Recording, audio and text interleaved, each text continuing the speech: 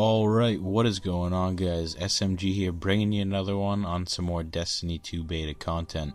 Today we'll be taking a look at the Warlock Supers subclasses, and we'll be taking a look at the Riskrunner. We're going to start off with the Riskrunner. As always, this thing looks beautiful. We have Arc Conductor. When taking arc damage, weapon becomes more powerful and resists incoming arc damage. Kills extend the time in this overcharged state. Arrowhead break. Lightly vented barrel. Greatly controls recoil. Increases handling speed. Extended mag.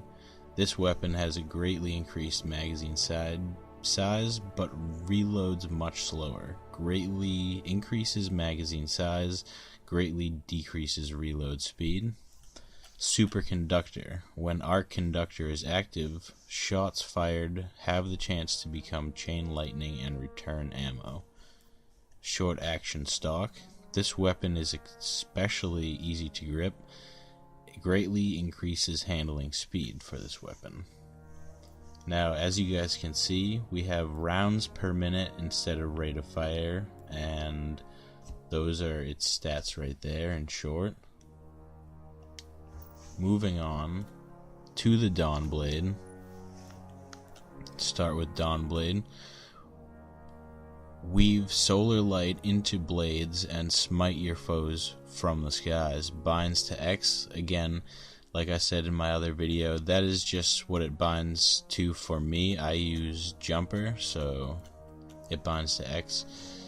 Empowering Rift. You have two different types of rifts. You have the Healing Rift. Press and hold circle to conjure a well of light that continuously heals those inside of it. Again, for Xbox players, it would be B, and the X buttons, they would be A, stuff like that. Empowering Rift, same thing, but increases weapon damage, so it's pretty much a Weapons of Light instead of a Healing Rift.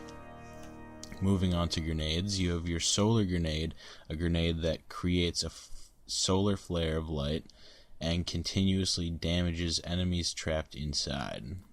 You have your ever so classic Firebolt Grenade, a grenade that unleashes bolts of solar light at nearby enemies. And you have your Fusion Grenade, an explosive grenade that deals bonus damage when attached to a target. For our jumps, we have Strafe Glide, jump while airborne to activate glide and start an airborne drift with strong directional control. Burst Glide, jump while airborne to activate glide, yada yada yada, and drift with strong initial boost of speed.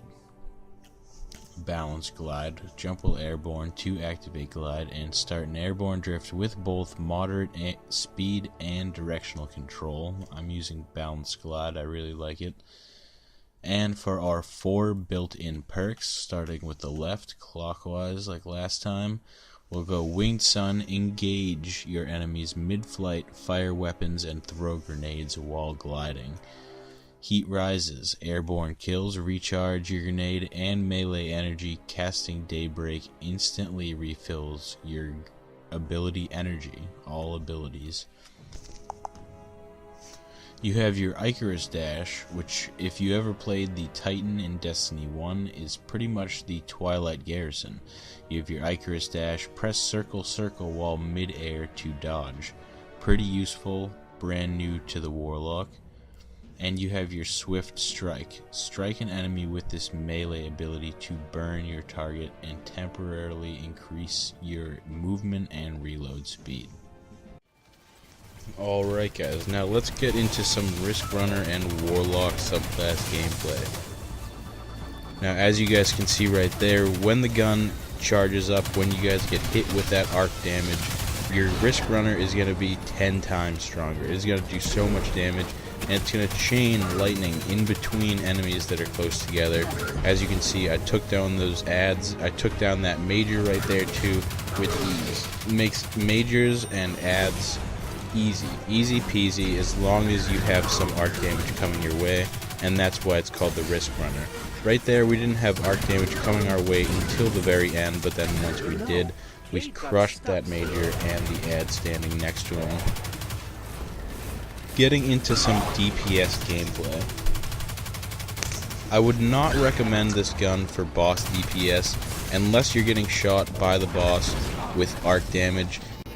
As you can see, the boss is shooting us with void and not arc, so it does make this gun a little bit less effective, if at all effective, against a boss for DPS. As you can see now, we have our empowerment, and the boss is also shooting us with arc, so we don't have to reload, and we do increase damage to the boss. So in that situation, I would recommend it. If you could put an empowerment up, and if you could shoot the boss while he's shooting you with arc, maybe even a healing rift. Healing rift might be better, because right there, as you can see, I was shooting at the boss, he was shooting at me, but I died. Now, getting into some PvP gameplay. As you can see, the empowerment works also really well in PvP. Another thing is hip firing. Hip firing is almost a must with SMGs in Destiny 2. Hip firing, and with the Warlock Dawnblade, you can also glide and hip fire at the same time. Now right here we have a clip where I'm shooting those two guys and I'm getting shot at with arc, and I'm in my empowerment. As you can see, it makes the gun savage. You can get so many double downs, triple downs, and even probably some quads with that gun if your enemies are close enough together. Now as for the Dawnblade and the Voidwalker, I didn't have as much gameplay to show you guys. I do apologize. I was playing more Hunter and more Titan, and when I switched to the Warlock, I just couldn't hit as many super clips. As some of you know, we weren't getting our supers barely at all during the beta.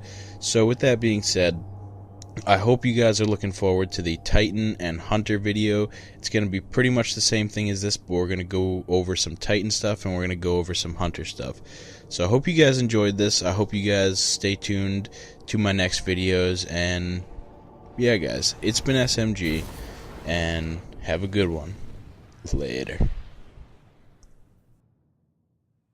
Hey man, kill 'em like Face Clan. I'll black the Ray-Bans. Wouldn't give you props if you was a stagehand. You bitches need spray tans. Keep it OG like Space Jams.